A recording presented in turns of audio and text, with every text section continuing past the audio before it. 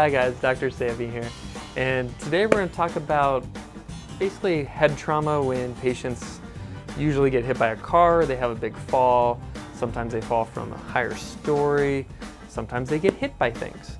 So one of the ones we're going to show you is a jaw fracture, and this particular patient has a right mandibular jaw fracture. Mandibular means the bottom jaw, right side, and happened right about right there.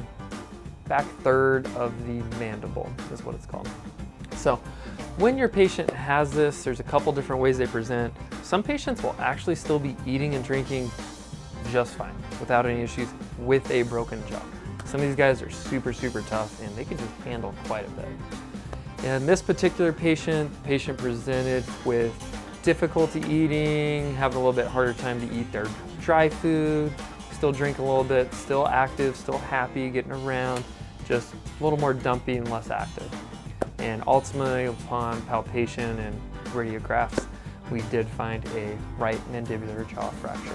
It went complete transverse, went completely through the jawline in between some of our back molars. So what are your options? What can we do? There's a lot of different things. Everybody has different opinions. Some of them we can go in and put pins and do what's called an external fix. Some doctors will use acrylics, some will use external bars where we have a bar going this way and then a couple pins that screw into the actual jaw. Depending on the age of the patient and the size of the patient, pros and cons with each one.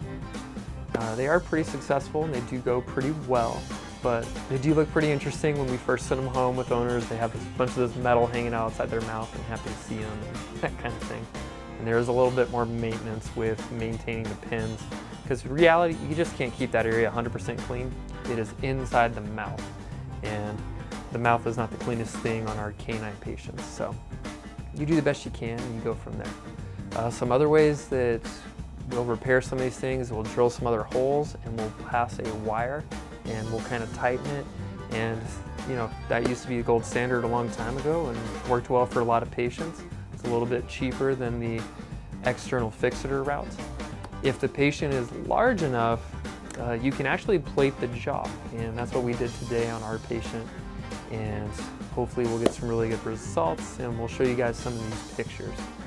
But kind of the same principles when we do other bones. The jaw is still a bone, just like your femur is, your tibia, your humerus.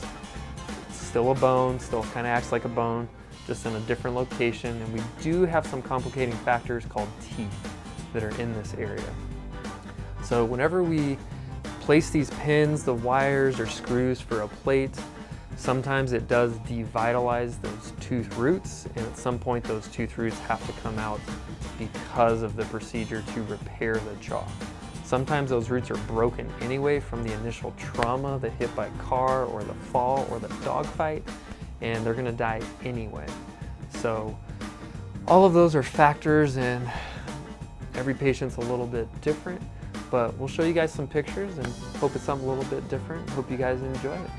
Talk to you then. Bye.